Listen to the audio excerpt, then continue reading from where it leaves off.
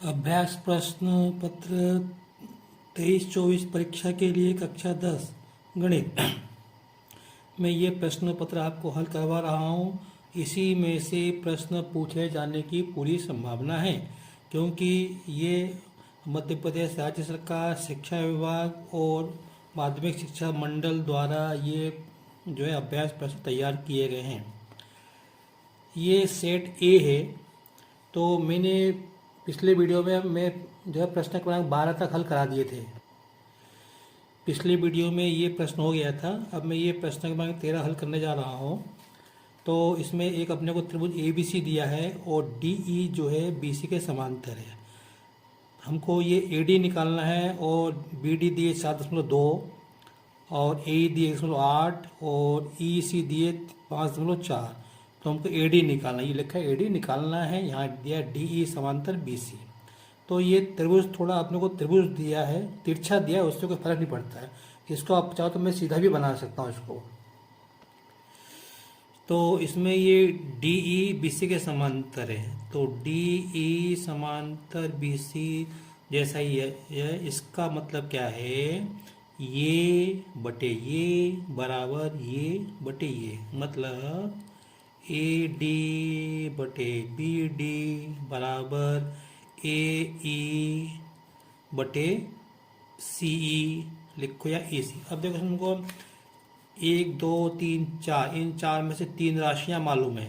1 2 3 ये हमको मालूम है, तो चौथी अपन निकाल सकते हैं। तो बस मान रख दो यहाँ पे। तो ए डी के स्थान पे ए डी लिखना है, बी डी के स्थान पे 7.2 बराबर ए ई के स्थान पे 1.8 और सी के स्थान पे 5.4। अब देखो यहाँ से मैंने दशमलव हटाया तो क्या हो गया, 18 पढ़ेंगे, इसको 54। 18 और 54, 18 से 54 3 बार कट जाएंगे। 18 1 18, 18 3 54। तो क्या मिला हमको, ए डी बटे 7.2 बराबर 1/3। अब क्या करो, इसका गुणा इसमें कर दो, ऊपर कैंची गुणा कर दो, इसका इधर इसका गुणा कर देंगे। तो ये हो जाएगा ए डी बराबर 7.2/3। ठीक है। और इसका भाग इसमें जाएगा, कितने बार जाएगा, 3 का भाग 72 में 24 बार जाएगा। 24 बार जाएगा। यहाँ दशमलव तो यहाँ पे दशमलव जाएगा। तो ए डी बराबर कितना हो जाएगा, ए डी बराबर 2.4 सेंटीमीटर। ये इस प्रश्न का हल हो गया। इसी का अथवा देखते हैं। 10 मीटर लंबी एक सीढ़ी दीवार पर टिकाऊ भूमि पर 8 मीटर की ऊंचाई पर स्थित एक खिड़की तक पहुंचती है। दीवार के आधार से सीढ़ी के निचले सिरे की दूरी का पहला प्रश्न देखो। अब दिमाग में ये होना चाहिए कि क्या ये प्रश्न ऊंचाई दूरी से संबंधित है। तो ये प्रश्न ऊंचाई दूरी से संबंधित बिल्कुल नहीं। ये है पाइथागोरस प्रमेय से संबंधित समकोण त्रिभुज से संबंधित। तो इसको हम पाइथागोरस प्रमेय से हल करेंगे। ये प्रश्न ऊंचाई दूरी का बिल्कुल नहीं है। तो इसमें हम एक समकोण त्रिभुज बनाएंगे। ये दीवार है और ये सीढ़ी टिकी हुई दीवार से है। तो इस सीढ़ी की ऊंचाई कितनी है, 8 मीटर। सीढ़ी की लंबाई कितनी है, 10 मीटर। तो हमको ये सीढ़ी का ये जो सिरा ये दीवार से कितनी दूरी पर ये हमको निकालना है। तो मैं इसको नाम देता हूँ ए बी और सी। मैं इसको नाम देता हूँ यहाँ पे। ठीक है। तो अब क्या हो गया, ये समकोण त्रिभुज तो पाइथागोरस प्रमेय से।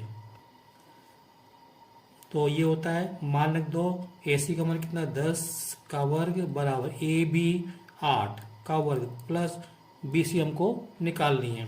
ठीक है। तो ये हो जाएगा यहाँ पे 10 का वर्ग 100, 8 का वर्ग 64। ये 64 हम इधर ट्रांसफर कर देंगे। तो 100 माइनस 64 बराबर बी सी वर्ग, यहाँ वर्ग आएगा। तो 100 में से 64 जाएंगे तो 36 बचेंगे। तो बी सी वर्ग बराबर 36। तो बी सी बराबर वर्गमूल 36। तो 36 बराबर क्या हो जाएगा, 36 का वर्ग 6 आएगा।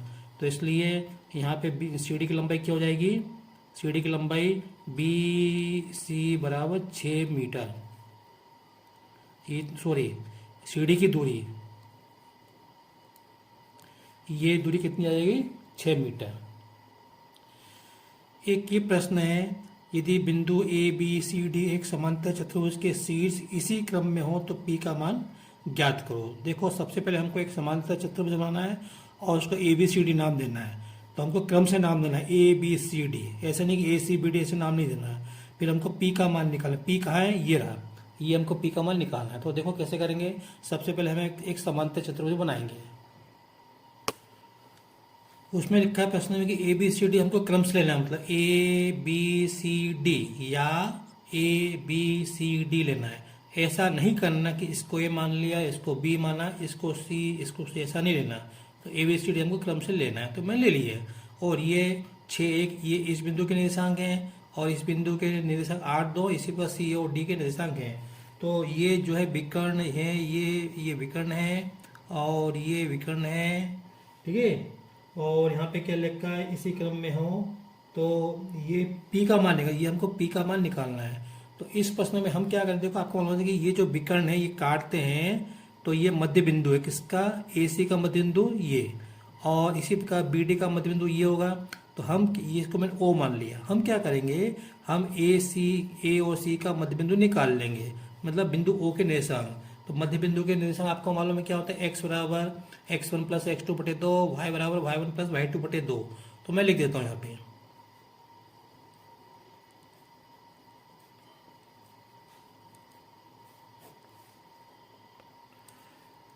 तो देखो ये x है, ये y है ना, तो ये x1 y1 और x2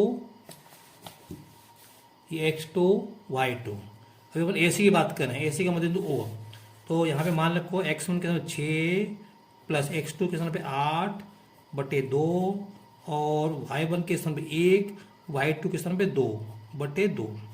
तो ये जाएगा 8 होते 14, 14 बटे 2 तो 7 आएगा, और यहाँ पे आएगा 1 को 2 3, तो ये आएगा 3 बटे 2। तो ये आ गए, ये इस बिंदु के निर्देशांक आ गए, क्या आ गए, 7 और 3 बटे 2। अब इसी प्रकार बी और डी के मध्य बिंदु के निर्देशांक निकालेंगे हम, ठीक है। अब देखो सूत्र तो हम ये लिखेंगे, तो यहाँ पे इसको x1 y1 और इसको हम x2 y2 लिखेंगे, ठीक है। मान लिख देंगे, तो हमको जो मान मिलेंगे वो इस बिंदु के निर्देशांक हमको मिलेंगे। तो देखो x बराबर 8 प्लस p बटे 2, y बराबर 2 प्लस 3 बटे 2।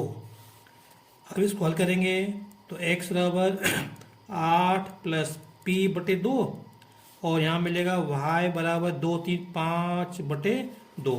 तो ये जो बिंदु है, इस बिंदु के निर्देशांक हमको क्या मिले, 8 प्लस p बटे 2 और 5 बटे 2, ठीक है। अब देखो इसका मतलब क्या है, ये इसका मतलब है ये इसके बराबर है और ये इसके बराबर है। तो हम 7 बराबर 8 प्लस p बटे 2 लेंगे। यहाँ पे देखो ये लिखा है 7 कोमा 3 बटे 2, ये बराबर है 8 प्लस p बटे 2 और 5 बटे 2। इसका मतलब ये है कि ये इसके बराबर है और ये इसके बराबर है, तो इन दोनों को हम लेंगे। तो जाएगा 7 बराबर 8 प्लस p बटे 2, 2 का गुना 7 में कर देंगे तो 14 हो जाएगा, और 8 को तो ट्रांसफर कर देंगे, तो जाएगा p बराबर 14 माइनस 8 बराबर 6। तो p बराबर 6। इस तरह से हमको इस प्रश्न को हल करना है, तो ध्यान रखें इस प्रश्न को। अब ये प्रश्न है अथवा वाला, बिंदु A B minus A minus B के बीच की दूरी निकालो। तो दूरी का सूत्र हमको मालूम है, तो क्या आता है उसमें x1 y1 x2 y2 आता है। तो ये x1 है, ये y1 है, ये x2 है और y2। उसके बाद दूरी का सूत्र लगा के हमारा उत्तर भी a और b के रूप में आएगा। ये दो बिंदु, एक बिंदु ये, एक बिंदु ये, हमको इनके बीच की दूरी निकालनी है। ये बिंदु ए बी के निर्देशांक ए बी और बिंदु दूसरे बिंदु के निर्देशांक minus A minus be the है। ये x1 है, ये y1 है, ये x2 है, ये y2 है। तो मान लिख देंगे, सूत्र हमने लिख लिया है। अब मान लिख देंगे x1 के स्थान ए रखेंगे, माइनस x2 के स्थान पे माइनस ए लिखेंगे, प्लस y1 के स्थान पे b लिखेंगे, माइनस y2 के स्थान पे माइनस b लिखेंगे और बल लगा देंगे। तो ये आएगा बराबर a माइनस माइनस प्लस, तो प्लस हो जाएगा, ये हो जाएगा वर्ग, plus b minus minus plus, तो b प्लस b का वर्ग हो जाएगा, और ये हो जाएगा बराबर a प्लस ए 2a का वर्ग प्लस बी 2b का वर्ग, ये वर्गमूल पूरा आएगा यहाँ तक। फिर इसके बाद मैं इधर कर रहा हूँ, तो ये हो जाएगा बराबर, देखो हम 2b का वर्ग करेंगे तो 4b वर्ग आएगा, यहाँ से 4a वर्ग आएगा, यहाँ से 4b वर्ग आएगा, तो 4a वर्ग प्लस 4b वर्ग। इसमें से क्या कॉमन आ रहा है, दोनों में से 4 कॉमन आ रहा है, तो कोष्टक में बचेगा a वर्ग प्लस b वर्ग, a वर्ग प्लस b वर्ग। 4 का वर्गमूल 2 बाहर आ जाएगा और इसका वर्गमूल नहीं आएगा, तो इसको हम ऐसे ऐसे ही लिख देंगे। तो a प्लस बी वर्ग, बस ये हमको सिद्ध करना, ये हमको उत्तर आएगा, ये दूरी आएगा, दोनों के बीच की दूरी ये होगी। अगला प्रश्न देखते हैं बच्चों। तो देखिए ये है आपका 15 प्रश्न है, साइन 60 गुणा कोस 30 प्लस साइन 30 गुणा कोस 60, इसका मान निकालना है। और इसका अथवा वाला प्रश्न है, सेक थीटा बराबर 13/12, तो इसमें हमको साइन का मान निकालना है। यहाँ थीटा लिखा, यहाँ भी थीटा होना चाहिए, ठीक है। यहाँ साइन ए लिखा गया, यहाँ थीटा है तो यहाँ भी थीटा होना चाहिए, या यहाँ ए है तो यहाँ भी ए होना चाहिए। तो पहले मैं इस प्रश्न को कर रहा हूँ, बाद में इस प्रश्न को हल करवाऊंगा। तो देखो ये दिया मानेगा, तो यहाँ पे हमको इनका मान याद होना चाहिए। तो साइन 60 का मान होता है वर्गमूल 3/2, तो इसके स्थान पे क्या लिखेंगे, वर्गमूल 3/2 गुणा कोस 30 का मान कितना होता है, ये भी मान वर्गमूल 3/2 होता है, प्लस साइन 30 का मान कितना होता है 1/2, और कोस 60 का मान कितना होता है 1/2। तो ये मान हमको याद करने पड़ेंगे, इस तरह का एक प्रश्न जरूर आएगा। अब क्या करेंगे, वर्गमूल 3 का गुणा वर्गमूल 3 में करेंगे, 2 का गुणा 2 में करेंगे, तो वर्गमूल 3 का गुणा वर्गमूल 3 में करेंगे तो 3 आएगा, 2 का 2 में करेंगे तो 4 आएगा, प्लस 1 का गुणा 1 में करेंगे 1 आएगा, 2 का 2 में करेंगे तो 4 आएगा। इसको हल करेंगे तो लघुत्तम 4 आएगा, यहाँ पे 3 आएगा, यहाँ पे 1 आएगा, 4/4, तो 1 आएगा। हमारा उत्तर क्या आ गया, यहाँ पे 1 आएगा, ठीक है। अब अगला प्रश्न देखते हैं। यहाँ पे मैं इसको सेक ए लिख रहा हूँ, प्रश्न में थीटा दिया है, तो सेक ए बराबर 13/12, तो हमें साइन ए का मान निकालना है, तो हमें साइन ए का मान निकालना है। तो हम क्या करेंगे, हमारे पास बहुत सारे तरीके हैं, लेकिन उसमें मैं इसको समकोण त्रिभुज बना के मैं इसको निकाल सकता हूँ। ये कोण ए है ना, तो मैं इसको ए नाम दूंगा, इसको बी लिख दो, इसको सी लिख दो, कोई दिक्कत नहीं है। तो अब देखो सेक क्या होता है, सेक होता है कर्ण बटे आधार। क्या होता है, कर्ण बटे आधार। तो इस कोण के लिए ये कर्ण है और ये आधार है। इसका मतलब ये हुआ कि यहाँ पे ये हो जाएगा, इसको मैं लिखता हूँ यहाँ पे ए सी, और इसको लिखा मैंने ए बी, ठीक है। तो यहाँ पे लिख दिया मैंने ए सी बराबर 13 के, और क्योंकि ऐसे लिखना है हमको, और ए बी बराबर 12 के। तो ए सी कितनी हो गई 13 के, और ए बी हो गई 12 के। तो अब कोई बी सी निकालना है। अब पाइथागोरस प्रमेय से, पाइथागोरस प्रमेय से क्या कहते हैं, पाइथागोरस प्रमेय, वही कर्ण का वर्ग मतलब ए सी वर्ग बराबर ए बी वर्ग प्लस बी सी वर्ग। ए सी का मान कितना 13, तो 13 के का वर्ग बराबर ए बी कितनी है 12 के का वर्ग प्लस बी सी वर्ग। 13 के का वर्ग तो 13 का वर्ग 169 आएगा, और साथ में के वर्ग 12 का वर्ग 144 आएगा, और के वर्ग इसको हम इधर ट्रांसफर कर देंगे, तो जाएगा -144 के वर्ग बराबर बी सी वर्ग, और इसको घटाएंगे, इसमें से 25 आएगा, 169 में से चले जाएंगे तो 25, और के वर्ग बराबर बी सी वर्ग। तो यहाँ से अपन वर्ग घटाएंगे, अपने को बी सी का मान चाहिए, इसको यहाँ से वर्ग घटाएंगे तो इस पर वर्गमूल आ जाएगा। तो बी सी बराबर वर्गमूल 25 के वर्ग। तो 25 का वर्गमूल 5 होता है, और के वर्ग का वर्गमूल के हो जाएगा। तो बी सी बराबर कितना आ गया 5 के, तो 5 के हो गया। अब हमको साइन निकालना है, तो साइन क्या होता है लंब बटे कर्ण। यहाँ पे लिख दो,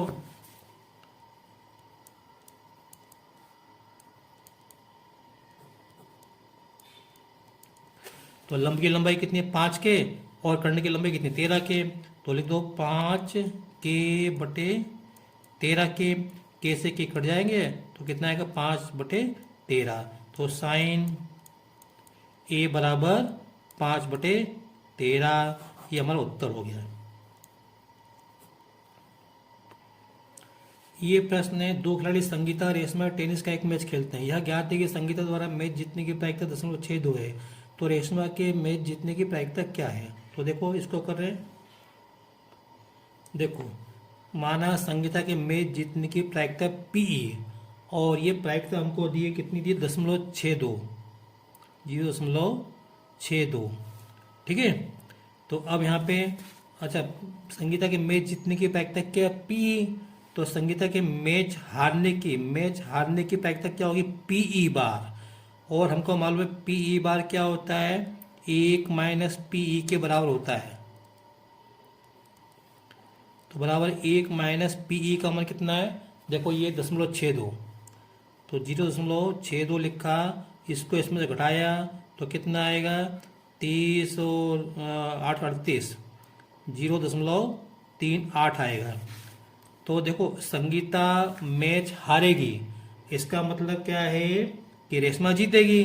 तो संगीता के मैच हारने की प्रायिकता और रेशमा की जीतने की प्रायिकता एक ही बात है।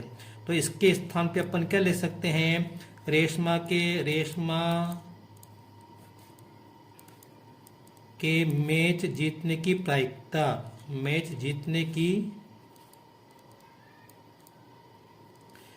क्या होगी 0.38। बस ये आपको उत्तर हो गया। अगला प्रश्न देखते हैं बच्चों, यहाँ पे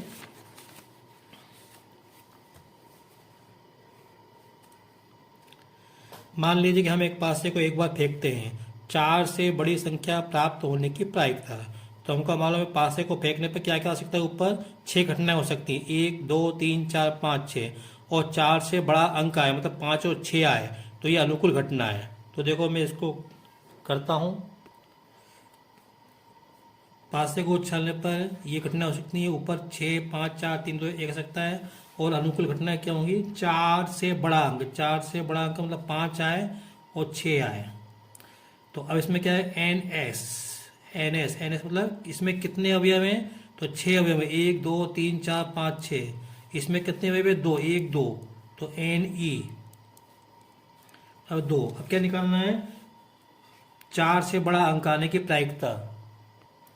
तो सूत्र क्या होता है, घटना घटने की प्रायिकता, ठीक है, इसको मैं पीई लेता हूं, पीई बराबर अनुकूल घटनाओं की संख्या बटे कुल घटनाओं की संख्या, फिर 4 से बड़ा अंक आने की प्रायिकता एन ई बटे एन एस।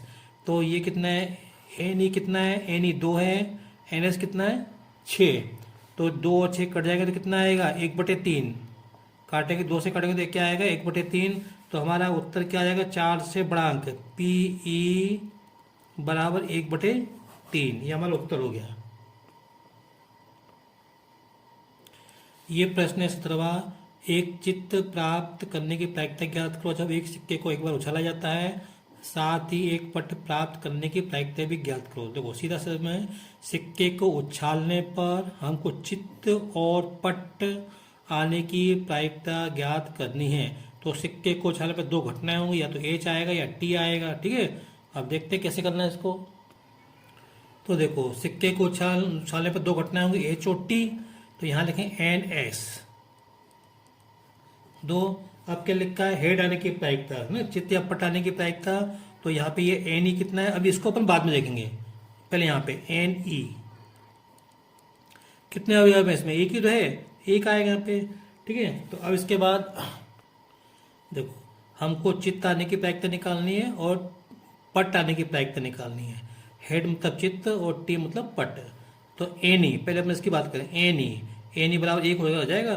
तो अब हम सूत्र लिखेंगे, सूत्र कौन सा लिखेंगे, ये पहले हमको ये सूत्र लिखना है, घटना घटने की प्रायिकता पी बराबर अनुकूल घटनाओं की संख्या बटे कुल घटनाओं की संख्या। फिर उसके बाद अब चित्त आने की प्रायिकता क्या निकालना, चित्त आने की प्रायिकता। तो कुछ नहीं तो आप ऐसे लिख दो, पीई लिख दो, ठीक है। आप चाहो तो इसके स्थान पे हम एच भी लिख सकते हैं, इसके स्थान पे हम एच भी लिख सकते, पी एच मतलब हेड आने की प्रायिकता बराबर एन ई बटे एन एस। और अगर सूत्र भूल जाओ तो ध्यान रखो, ऊपर छोटी संख्या नीचे बड़ी संख्या, तो ऊपर एक आएगा, यानी एक है, और नीचे दो आएगा, बस ये हो गया। ठीक है, अब टेल आने की प्रायिकता, तो पी टी, तो इसमें कितने अवयव, एक अवयव है, एन ई बराबर एक, तो एक और बटे दो, बस तो दो, ये दोनों की प्रायिकता ये आ गई। तो कहने का मतलब पी एच, हेड आने की प्रायिकता एक बटे दो, और टेल आने की प्रायिकता एक बटे दो। ये इस प्रश्न का उत्तर हो गया।